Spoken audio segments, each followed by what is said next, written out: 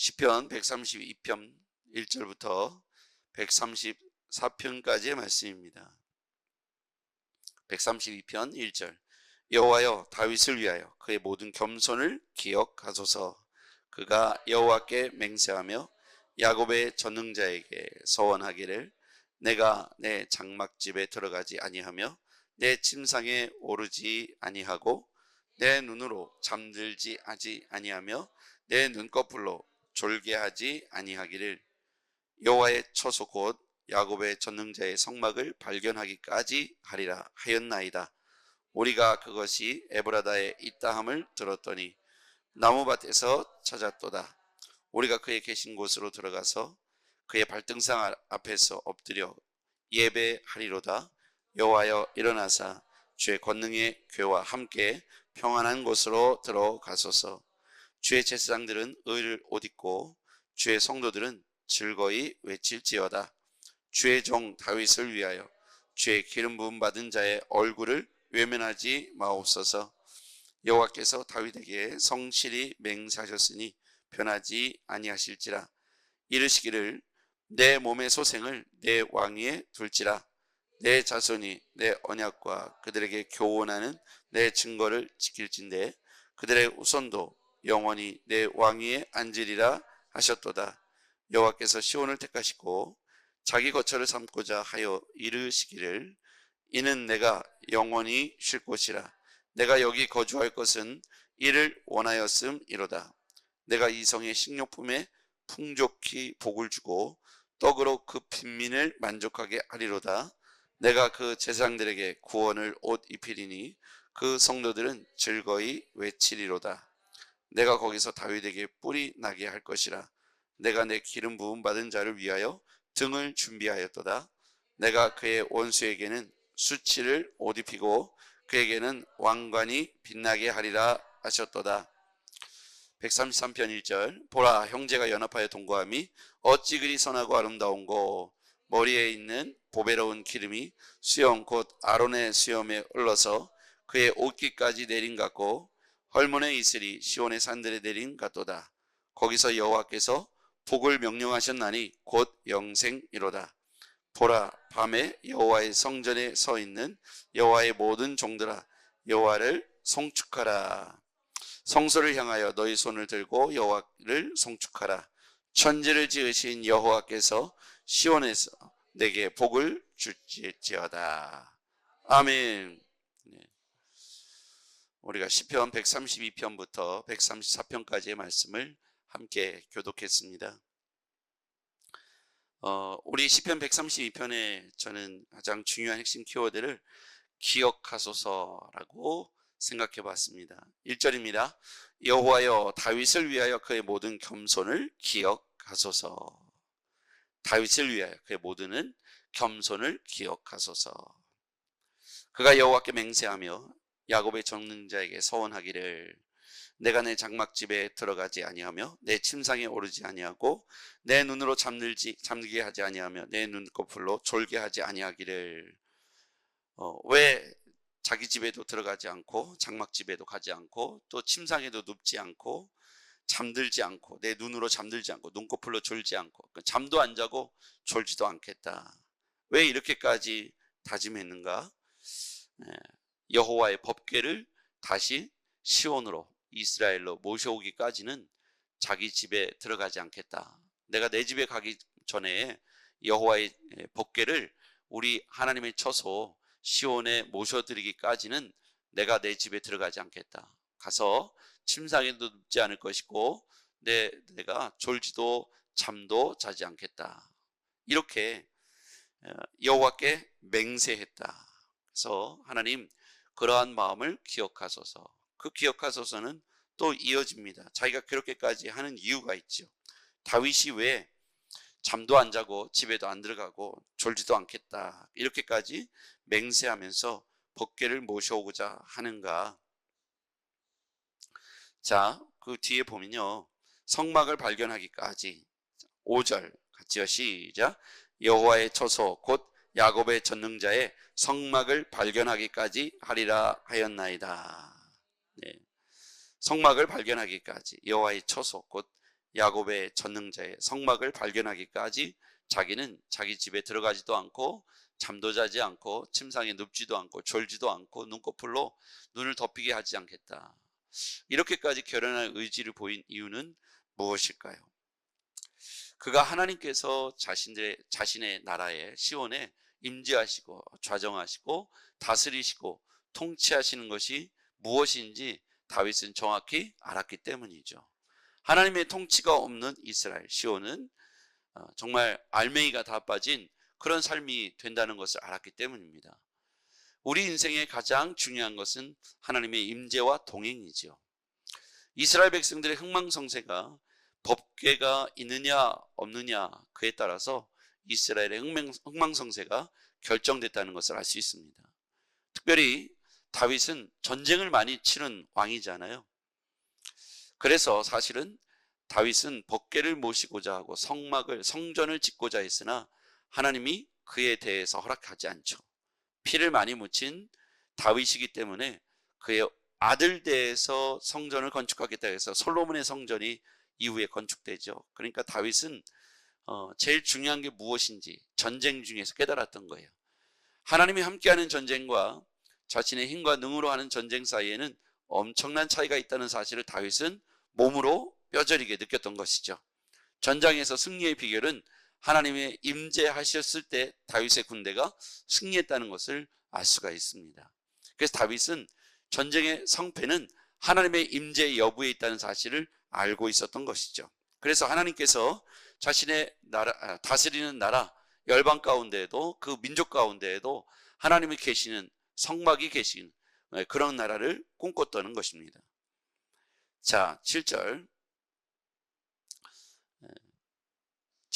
같이요. 시작. 우리가 그의 계신 곳으로 들어가서 그의 발등상 앞에서 엎드려 예배하리로다.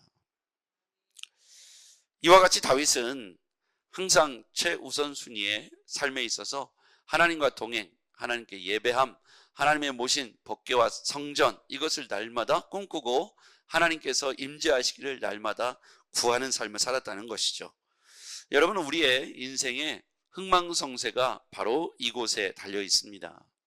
하나님을 떠난 교회, 하나님을 떠난 가문, 하나님을 떠난 한 개인의 성도의 삶은 피폐하기에 이를 데 없고요. 그래서 다윗이 깨달은 자신의 승패의 흥망성쇠가 이 법궤 안에 있었다는 사실을 깨달은 것처럼 우리 안에도 지금 이와 같은 도전과 깨달음이 있기를 주의 이름으로 축복합니다. 이스라엘에 다시 하나님의 좌정과 임재하심을 꿈꿨다는 것이죠. 그리고 다윗은 그의 계보에서 하나님이 왕위를 계속 이어가기를 원했습니다. 자, 10절, 11절 같이 한번 읽어볼게요. 시작. 주의 종 다윗을 위하여 기름 부음 받은 자의 얼굴을 외면하지 마옵소서. 여호와께서 다윗에게 성실히 맹세하셨으니 변하지 아니하실지라. 이르시기를 내 몸의 소생을 내 왕위에 둘지라. 아멘. 하나님께서 언약하신 바를 기억하소서. 아까 처음에 1절에 모든 겸손을 기억하소서를 키워드라고 봤는데요. 여기서 보면 11절에도 하나님께서 이렇게 말씀하셨습니다. 그것을 기억하소서. 내 몸의 소생을 내 왕위에 둘지라 라고 말씀하신 지난날의 언약과 맹세를 기억하소서. 제가 이렇게 하나님 앞에 충성합니다. 그것을 기억하소서. 하나님께서 기억하소서. 그러니까 이 기억이라는 것은 하나님이 인간을 향한 약속의 말씀을 기억하는 것도 있고요, 인간이 하나님을 향한 언약과 맹세도 기억해야 하는 것이죠. 그래서 이 구약 성경의 중요한 사상 중에 하나는 계약 사상입니다. 계약 사상이죠. 바로 뒤에도 보면 그것이 나와 있습니다. 12절 같이요. 시작. 내 자손이 내 언약과 그들에게 교훈하는 내 증거를 지킬진대 그들의 후손도 영원히 내 왕 위에 앉으리라 하셨도다. 아멘. 너의 자손이 내가 만든 언약 그것들을 교훈하는 내 증거를 지킬진대. 무슨 얘기입니까? 전제 조건이 있죠. 계약사상이라는 게 뭐냐면 아담과 하와에게 선악과를 주시면서 약속을 하셨죠. 계약을 하셨습니다. 하나님께서 이 모든 것들을 다스리는 권한과 권세를 주셨음에도 하나만 하지 말라는 것이죠. 동산 중앙에 있는 나무의 실과를 먹지 말라고 약속해 주셨습니다. 그것을 먹지 않으면 나머지를 다 누릴 수 있고요. 그것을 먹는 날에는 정녕 네가 범죄하여 죽게 될 것이다. 이렇게 약속하셨습니다. 그 약속이 파기되는 순간 인간은 그 모든 권리와 축복을 다 빼앗기고 다시 쫓겨나게 되죠. 이스라엘이 출애굽하고 그리고 광야를 통과하고 가나안 땅에 정착하는 모든 과정에서 보면 하나님께서 십계명을 시내산에서 주시면서 계약을 하시죠. 이 율법의 말씀을 내가 지켜 좌우로 흔들리지 아니하면 내가 너를 떠나지 않고 너는 나의 백성이 되고 나는 너의 하나님이 될 것이다. 이것이 구약의 전체에 흐르는 계약입니다. 이 계약을 잘 준수했을 때 이스라엘이 승리했고 하나님께서 그들과 함께 하셨고 좌정하셨고 임재하셨고 그들이 굶주리지 않았으면 만나와 메추라기를 경험했죠. 근데 이들이 원망하고 우상을 다시 만들고 금송아지를 만들고 모세를 향하여 대항하고 또 그들이 하나님을 떠났을 때 이 계약을 파기했을 때 그들은 하나님의 심판을 면할 수가 없었다는 것이죠. 결국 이스라엘의 출애굽 1세대는 광야에서 모두 죽게 되죠. 여호수아 갈렙 두 사람을 제외한 이 하나님의 신실한 약속의 말씀을 끝까지 믿고 신뢰한 두 사람을 제외한 나머지는 1세대들은 광야에서 인생을 마감하게 되었습니다. 얼마나 비참하고 불행한 일입니까? 그래서 우리는 이 계약사상을 항상 명심해야 합니다. 모세 오경의 말씀이 바로 이 계약사상이 분명히 드러나 있죠. 하나님과 우리와 맺은 이 언약을, 이 약속의 말씀을 우리 측에서도 기억해야 되고 하나님도 기억해야 하는 것이죠. 인간은 이 말씀을 기억하고 준행할 때가 가장 안전하고 축복의 때인 줄 믿습니다. 그러니까 우리 교회도 마찬가지입니다. 우리 교회도 하나님이 주시는 은혜의 때, 축복의 때를 계속 누리려면 이 약속의 은혜의 범주를 벗어나지 말아야 합니다. 오늘 11절에 여호와께서 다윗에게 성실히 맹세하셨으니 변하지 아니하실지라 이르시기를 내 몸의 소생을 내 왕위에 둘지라라고 말씀하셨습니다. 그것을 기억하소서. 그런데 하나님께서 뭐라고 또 말씀하십니까? 내 자손이 내 언약과 그들에게 교훈하는 내 증거를 지킨다고 한다면, 그것을 너희들이 잊지 않고 기억한다면 그들의 후손도 영원히 내 왕위에 앉으리라. 자, 그렇게 서로에게 기억된 존재가 되어야 합니다. 인간 측에서도 하나님의 이 언약의 말씀을 기억하고 이 약속의 말씀을 기억하고 이 율법의 말씀을 기억하고 하나님과의 맺은 언약을 파기하지 않고 끝까지 지키려고 하는 노력이 필요하고요. 하나님도 인간의 이러한 성실한 노력과 열심을 기억해 주셔야 하시는 것이죠. 그래서 오늘 저는 이 말씀의 전체에 흐르는 이 기억하소서, 이 기억이라는 단어를 핵심 키워드로 삼았습니다. 13절에 보면요, 여호와께서 시온을 택하시고 자기 거처를 삼으시고 하여 이르시기를 이는 내가 영원히 쉴 곳이라 내가 여기 거주할 것은 이를 원하였음이로다. 하나님께서 이곳에 머물 만한 하나님의 선한 역사가 우리 가운데 먼저 신실하게 약속의 이행으로 지켜져야 합니다. 우리가 하나님 앞에 애쓰고 수고하는 그 지켜내려고 하나님의 말씀대로 살아가려고 애쓰고 수고하는 이 노력과 열심, 예를 들자면 우리가 노트에 써가면서 하나님의 말씀을 써가면서 그걸 지켜내려고 애쓰고 수고할 때 우리의 헌신과 열정과 그 약속을 파기하지 않으려고 이행하려고 애쓰고 수고하는 모습을 보실 때 하나님께서 응원해 주시고 지지해 주실 줄 믿습니다. 이 마음들이 하나님께서 우리를 기억하시는 근거가 되는 것이죠. 그래서 우리가 아무것도 이행하지 않고 노력도 하지 않고 열심도 없으면서 하나님 앞에 우리가 요구만 한다면 결국 하나님께서도 일방적으로 우리를 향한 하나님의 언약이 취소될 수 있다는 것을 기억해야 합니다. 자, 그 다음에요, 1절 133편 1절 말씀 같이 읽어볼게요. 시작. 보라, 형제가 연합하여 동거함이 어찌 그리 선하고 아름다운고. 형제의 연합과 동거함, 하나님을 중심으로 연합하고 동거하는 것이죠. 다시요, 형제가 연합하고 동거하는데 하나님을 중심으로 연합하고 동거하는 것을 의미합니다. 하나님 안에서의 우리 형제들의 일치와 연합, 이것이 얼마나 귀하고 보배로운가를 2절에 보니까 머리에 있는 보배로운 기름, 그 다음에요 3절에 보니까 헐몬의 이슬이 시온의 산들에 내린 같도다. 이스라엘 땅에 가면, 이스라엘은 이렇게 위아래로 길게 생긴 땅인데요, 헐몬산에 가면 맨 위에 있는데, 헐몬산에 가면 그 밑으로 계곡이 있습니다. 단이라는 데 가면 막 물이 콸콸콸콸 흘러내려요.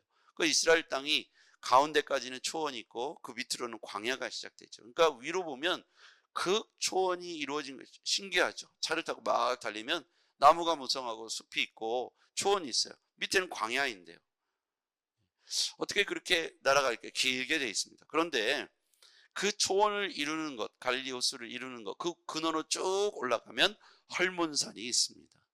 헐몬산에 가니까 눈이 덮여 있더라고요. 케이블카를 타고 올라가면 눈이 덮여 있어요. 그 아래에 가면 광야인데요, 그만큼 헐몬의 이슬이라는 건 뭐냐면 생명의 시작이 되는 것이죠.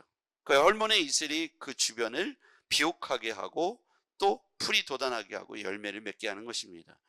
그 형제가 연합하여 동거한다는 것은 이스라엘 땅 기준으로 보면 광야의 사막의 땅도 있는데 위로 올라가면 헐몬의 이슬을 머금고 그 아래에 생명과 싹이 돋아나고 열매가 맺혀지고 많은 식물들과 동물들이 그것을 인하여 먹고 사게 되는 것이죠. 이스라엘 백성들도 헐몬의 이슬이 얼마나 귀한지를 그들은 몸소 알고 있습니다. 물이 없으면 광야에서는 죽게 되기 때문이죠. 오늘 형제의 연합과 동거함이 그와 같다는 겁니다. 이 척박한 세상에서 형제의 연합과 동거함이 마치 헐몬의 이슬과 같다고 말하고 있습니다. 그만큼 생명이요 그것을 살리는 힘은 바로 연합과 동거함인데, 하나님 안에서의 연합과 동거함이라고 말하고 있습니다. 우리가 어디를 가든지 연합과 일치를 이룰 때 그리스도 안에서, 하나님 안에서 연합과 일치가 이루어지기를 바랍니다. 죄의 이해를 벗삼아서 연합과 일치하면 우리 다 같이 죄를 짓는 거예요. 근데 하나님을 중심으로, 말씀을 중심으로, 은혜를 중심으로 연합과 일치를 하면 그곳에서 생명이 돋아나게 될 것입니다. 살리게 될 것입니다. 그래서 우리 교회가 연합과 일치에 가장 최전선에 있었으면 좋겠습니다. 우리 기도하시겠습니다. 전능하신 아버지 하나님, 감사합니다. 하나님 안에서 연합과 일치의 시간을 우리가 누리게 하여 주시옵소서. 하나님만이 우리 하나님 되심을 고백합니다. 예수님의 이름으로 기도하옵나이다. 아멘.